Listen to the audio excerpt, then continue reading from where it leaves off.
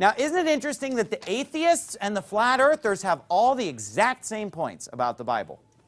You see, I've been hearing this garbage that the earth is flat according to the Bible my entire life. I don't know too many atheists saying that, if any at all. In fact, most of us really haven't cared much until this sudden surge of popularity for the idea. Let's do this.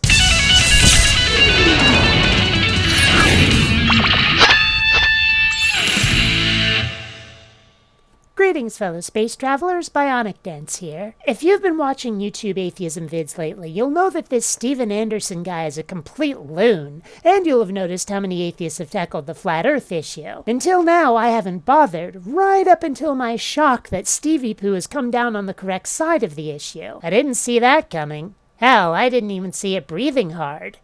I've been hearing this garbage. Oh, the Bible says the earth is on pillars. The Bible says the earth's flat. The Bible says that that the earth has a giant dome called the firmament. Oh, the Bible says this. The Bible says that. But you know who was saying is atheists. Well, it kind of does say that in Job 9:6, Job 26:11, and 1 Samuel 2:8, plus a few others. Theists often claim that this is metaphorical, or that the pillars are mountains, though the latter also says that the mountains are there to hold up the firmament Steve mentioned. I've never heard Christians say that until the last 10 years. So for the first 20-some years of my life, the atheists are trying to disprove the Bible by claiming that it teaches the earth is flat, and we're constantly showing, no, the Bible is scientifically correct.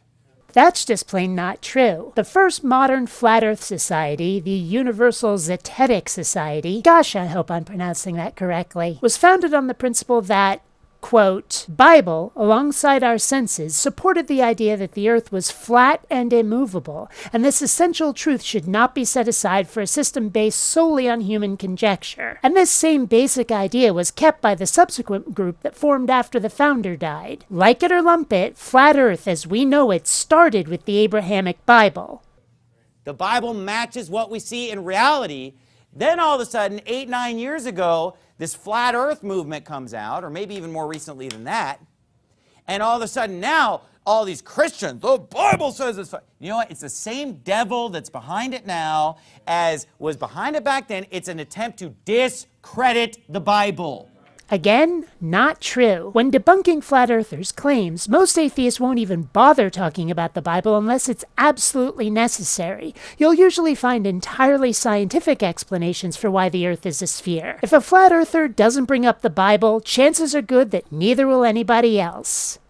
It's to keep intelligent people from believing the Bible, because any intelligent person knows that the earth is not flat, so the goal is to fill the church with idiots, and that intelligent people will stay away. Intelligent people need not apply. That's the agenda. That was the agenda when the atheists are doing it. That's the agenda now with the so-called Christians doing it. As pleased as I am that he's on the earth is round side of this issue, still kind of surprised by that, knowing him. This weird notion of an agenda is completely bogglesome. How does someone fill the church with chowderheads by pointing out flaws in the dogma? Seems to me that they were already there, it's just that the intelligent ones would leave once they'd gotten a clue. And let's be fair. Sure, outspoken atheists are usually debunking religious claims in order to get people to drop their religion, but most outspoken atheists are also critical thinkers, skeptics. When it comes to flat earthers, it's not assumed that they're religious, because they're not all, nor is arguing against them done in the name of atheism. A lot of us will point out the flaws in just about anything when we find them,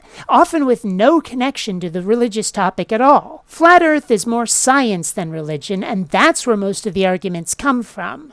The architects behind this, the people who are really pushing this, and the ones who have engineered this flat earth phenomenon are satanic, they're of the devil, they might even work for the government. Maybe it's just me, but that sounds weirdly backward. Or maybe it isn't. But I would have thought that the government would be a stepping stone to Satan, not the other way around. I mean, I don't buy it anyway, I'm just saying. It could be some kind of a giant psyop, just to discredit the truth movement, to discredit the internet itself, so that they could say, oh, we got to take care of fake news and make sure people can get accurate information they can trust, so that we don't have a bunch of flat earthers out there. Look, there's an agenda to dumb down education, to dumb down the church house.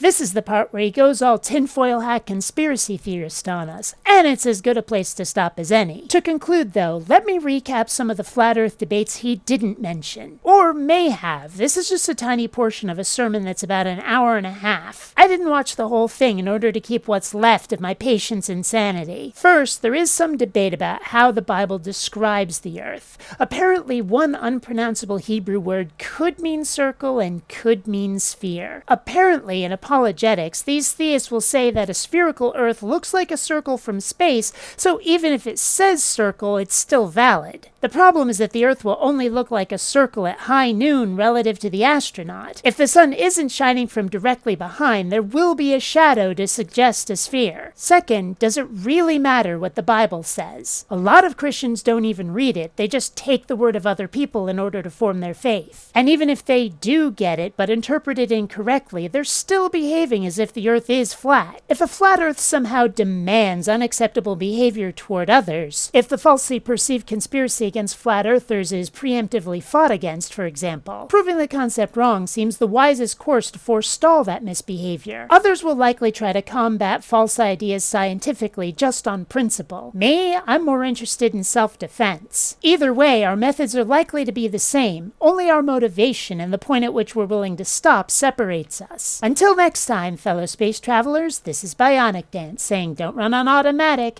Instead, please think.